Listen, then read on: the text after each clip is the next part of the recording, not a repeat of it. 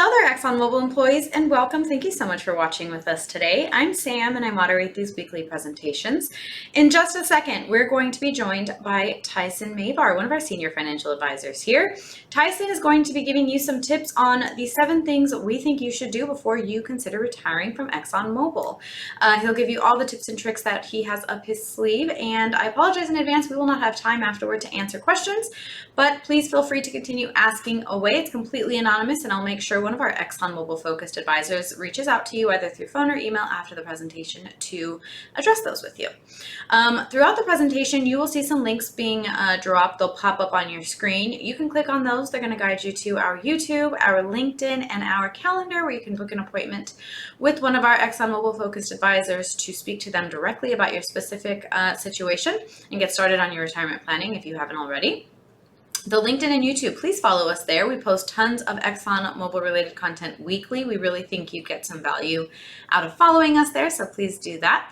And as a quick reminder, excuse me, we are not affiliated nor endorsed whatsoever by ExxonMobil. We are a completely independent group of financial advisors. So please keep that in mind as you're listening along with Tyson today. And without further ado, let's jump right into it with Tyson Mavar. Hello everyone, thank you for attending our webinar series this afternoon. My name is Tyson Mavar. I'm one of the retirement specialists here with the Retirement Group.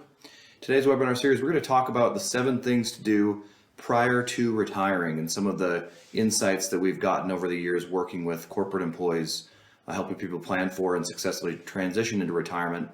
Some things to avoid, as well as things that you definitely want to make sure to do before pulling the trigger to retirement. So first on the list, determining how much you need to save to have successful retirement. Some things that we will consider when we're putting together these plans for our retirees is figuring out what our expenses going to be in retirement. Oftentimes there's some things that will fall off the budget list as somebody enters into retirement. Oftentimes there's also things that will be added to the expense list, especially for those that want to enjoy the early years in retirement, and now you have more time to enjoy those years.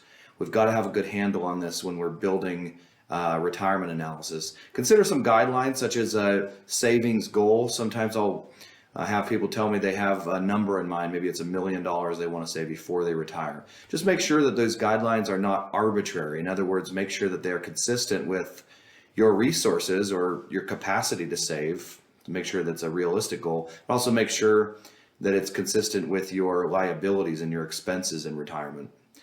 We have some people that might not need as much as they originally thought when they go through this cash flow analysis exercise, and then many others that find out that they actually need more and they need to work longer or start saving more now to get to that place where they're comfortable and how much income they're going to have in retirement and still have a sustainable plan.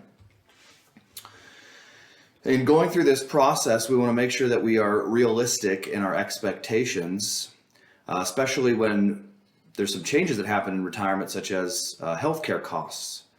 And we'll talk about some of the big changes that happen related to healthcare costs, but that's a big example of surprises that we see hit people when they retire.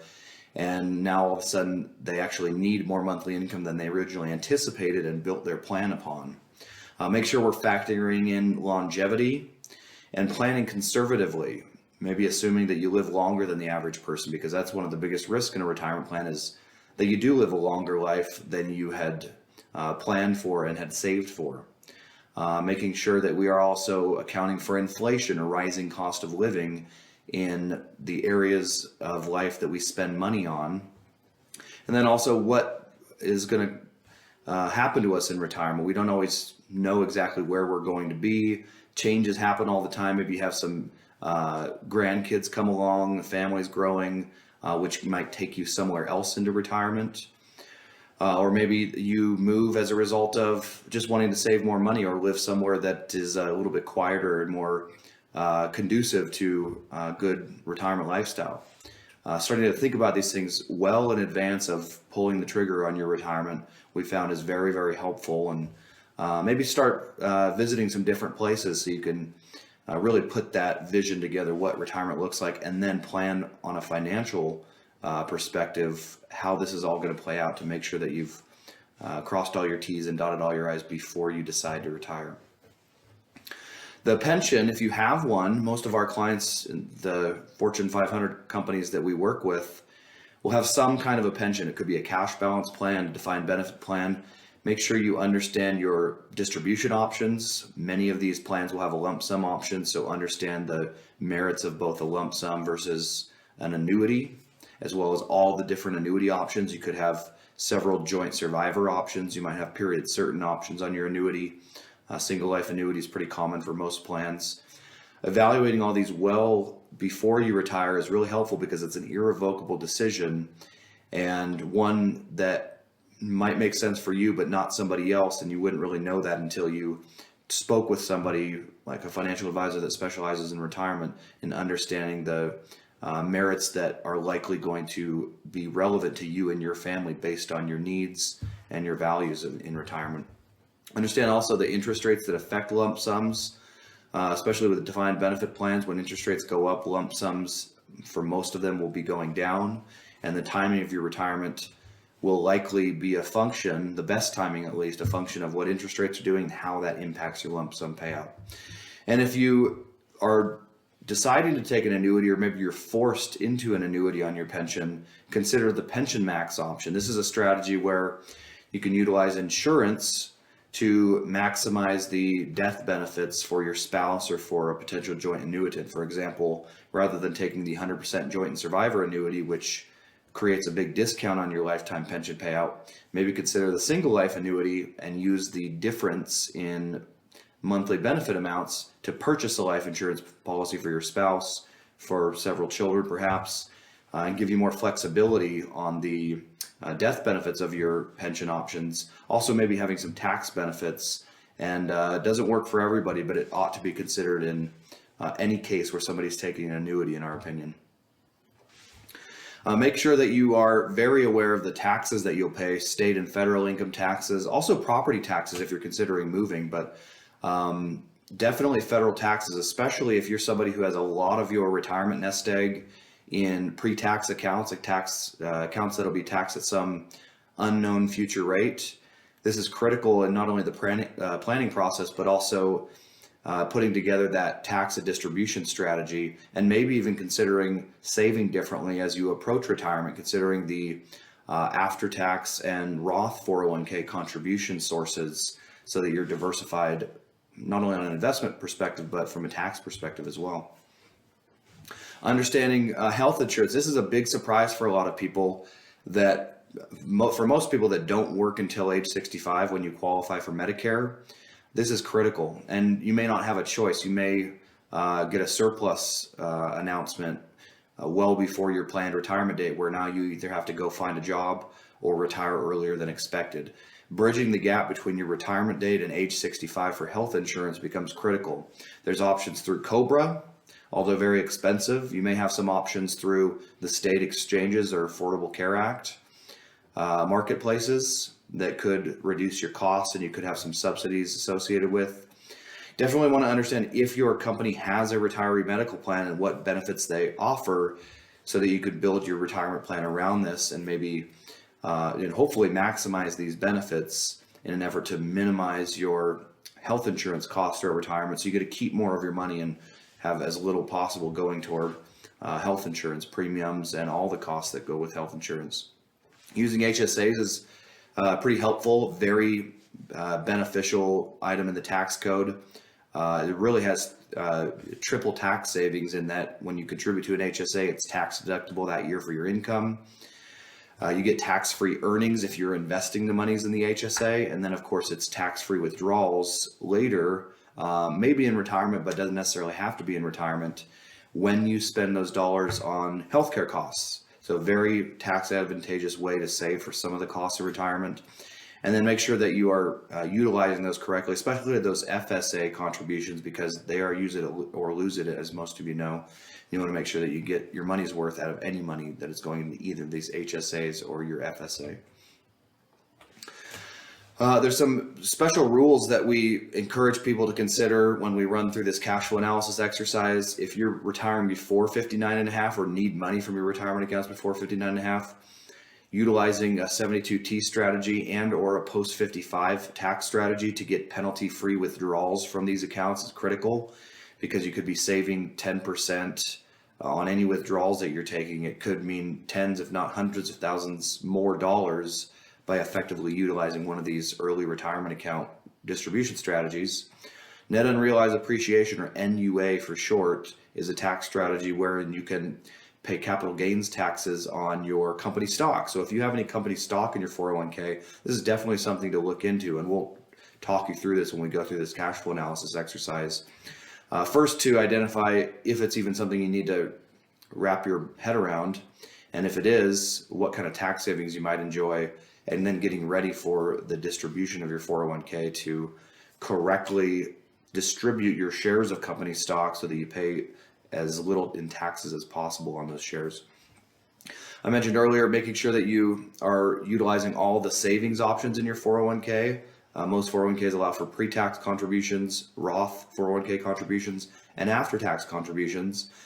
And diversifying yourself from a tax perspective is critical, but also being thoughtful about what's your tax bracket today versus where will it potentially be in the future can help you to determine what saving allocation makes the most sense for you and your family.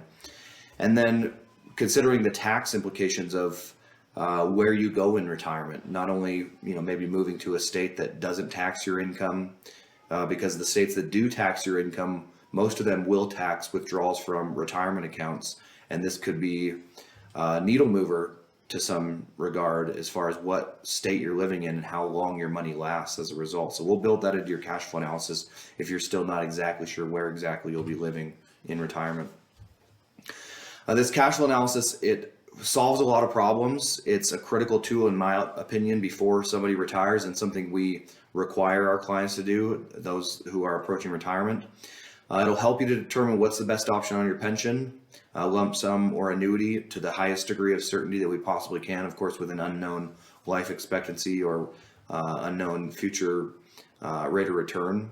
But it can really help to understand what's likely going to be allow you to get the most bang for your buck from your retirement plan, from your company, depending on a lot of factors that we'll ask you about when we go through this exercise.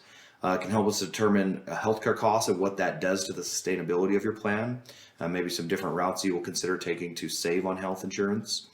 It can help you determine the merits of keeping your 401k in the plan at retirement, the tax benefits, as well as some of the cost savings that could be associated with that, versus the benefits of rolling that money over to an IRA, maybe a combination of IRA and Roth IRA, for maybe some additional tax flexibility, on how you can invest the money, and then potential professional money management if that's something that you are considering looking for after you leave your company. We'll talk to you about the merits of both options.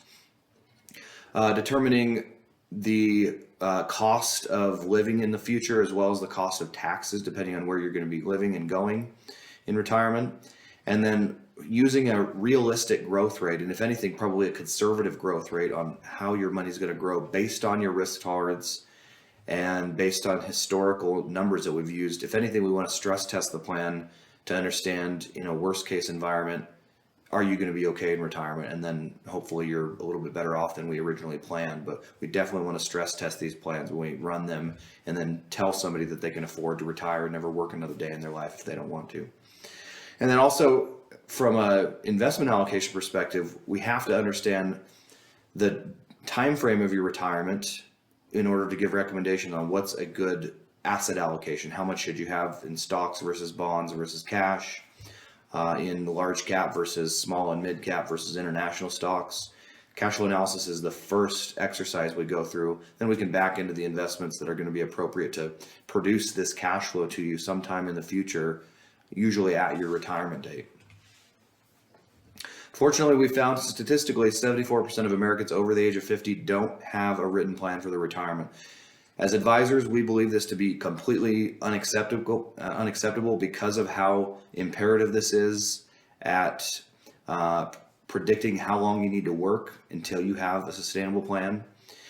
And in part because a lot of companies, including ours, will do this for you for free in an effort to build a relationship with you before you retire in hopes that we might earn your business at retirement. So take advantage of this. It's a complimentary service. We're happy to spend a few minutes with you, typically on a web meeting or phone call or even in-person meeting, depending on what part of the country you live in. And our goal here is to give you some value in terms of what you should be thinking about and doing before you retire, so that you have a less stressful transition into retirement, and then ultimately you don't run out of money in retirement. That's our primary goal when building a retirement plan. So take us up on this, especially if you've never done one, and even if you have, but it's been a while, at least a year since we've done or updated your cash flow analysis. Let us know so we can get that updated with some of the changes that came about this year. With that, we're going to wrap it up for today. We appreciate everybody joining our webinar series. Let us know how we can help. If you'd like to schedule a call or just have some questions, feel free to call us at the home office at 800-900-5867. You can also email us at info@theretirementgroup.com, or use these QR codes to schedule a meeting with myself or one of my colleagues at the company.